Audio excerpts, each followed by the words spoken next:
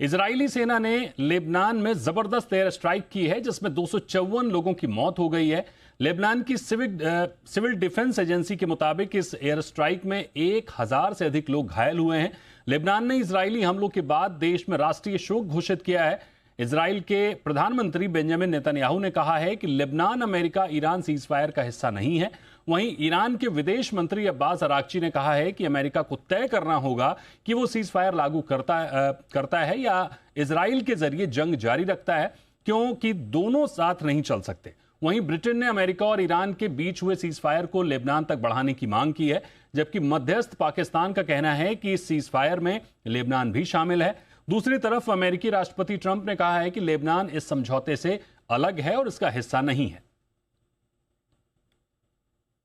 और इस खबर पर हमारे साथ दिल्ली से हमारे सहयोगी अन्वेश रथ जुड़ गए हैं। अन्वेश, पहले तो ये बताइए कि ट्रंप ने सीजफायर के बीच हम देख रहे हैं कि ईरान ने एक बार फिर से धमकी दी है, क्योंकि इजराइल के लगातार हमले लेबनान पर जारी हैं। क्या इसे ऐसे देखा जा सकता है कि ईरान के साथ तो सीजफायर हो गया है लेकिन प्रॉक्सीज पर हमला जारी है? जी देखिए, अमेरिका हमेशा ये कहते आया है कि ईरान अपने प्रॉक्सियों के द्वारा ये युद्ध लड़ रहा है, और ये सेम क्लेम अगर आप देखें तो इजराइल का भी रहा है कि ईरान जो है अपने प्रॉक्सीज, चाहे वो लेबनान में हो, चाहे हूतीज़ हों, चाहे दूसरे हों, उनका इस्तेमाल करता रहा है। और इसी के चलते हुए अगर आप देखें, ईरान में तो इस वक्त कोई डायरेक्ट हमले नहीं हो रहे हैं, लेकिन लेबनान में लगातार हमले हो रहे हैं। और इसी के चलते हुए कल आप देखें जिस तरीके से कल सुबह के समय पर ये सीज़ फायर का घोषणा हुई थी, लेकिन वहीं पर कल देर रात जाते जाते लगभग 11-12 बजे दोबारा ईरान की तरफ से ये कहा जाने लगा, क्योंकि इस वक्त लेबनान पे लगातार और ज़बरदस्त हमले हो रहे हैं। कई वेव में वहाँ पे मिसाइल और ड्रोन अटैक्स हुए हैं, जिसके चलते हुए कई जाने 200 से अधिक जाने वहाँ पे जाने की बात कही जा रही है। इसी के चलते हुए ईरान ने ये कहा कि अगर लेबनान में हमला नहीं रुकता है तो ये सीज़ फायर का कोई मतलब नहीं है और इस सीज़ फायर को हम नहीं मानते हैं। वहीं पर अगर आप देखें, यूएस और इजराइल दोनों ने ये साफ कहा। नेतन्याहू ने अपने स्टेटमेंट के दौरान कहा कि लेबनान इस सीज़ फायर का हिस्सा नहीं है। वहीं पे सेम चीज़ दोहराया यूएस के प्रेसिडेंट और यूएस के सेक्रेटरी ऑफ प्रेस ने भी।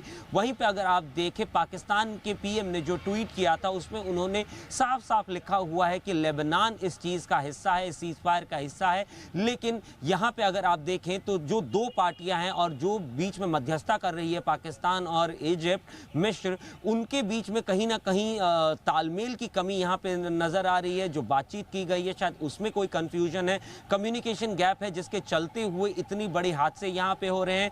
इसी के चलते हुए अगर आप देखें, ईरान ने कल रात को ही ये क्लियर कर दिया कि स्ट्रेट ऑफ हॉर्मुज को दोबारा पूरी तरीके से बंद कर दिया गया है, जिसके चलते हुए अब कोई भी जहाज अगर स्ट्रेट ऑफ हॉर्मुज से पार करेगा तो उसको IRGC से कोऑर्डिनेट करते हुए निकलना पड़ेगा। उन्होंने एक माइन मैप भी दिखाया है, जिसमें यह बताया जा रहा है कि स्ट्रेट ऑफ हॉर्मुज में कितने माइन बिछे हुए हैं।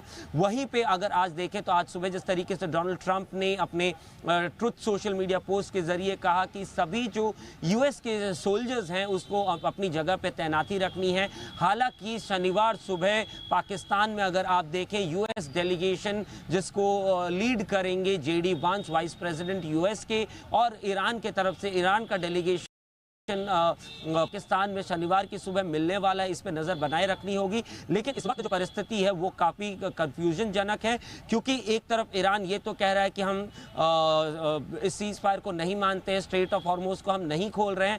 वहीं पे यूएस और इजराइल कह रहा है कि लेबनान इस पीस टॉक का हिस्सा नहीं है, जिसके चलते हुए वहाँ पे हमले लगातार किए जा रहे हैं। वहीं पे ईरान शनिवार को आप अगर देखें तो पाकिस्तान में आके यूएस के साथ पीस टॉक भी करने जा रहा है। तो सिचुएशन अभी अपडेटिंग है, अपडेट होती जा रही है हर मोमेंट पे। तो शनिवार की सुबह की पीस टॉक को देखना होगा कि किस मुहायने ये पूरा प्रक्रिया चलता है और किस रास्ते ईरान, इजराइल और अमेरिका आगे बढ़ते हैं। जी बिल्कुल, बहुत शुक्रिया करेंगे अन्वेश आपका इस खबर पर हमारे साथ जुड़ने के लिए।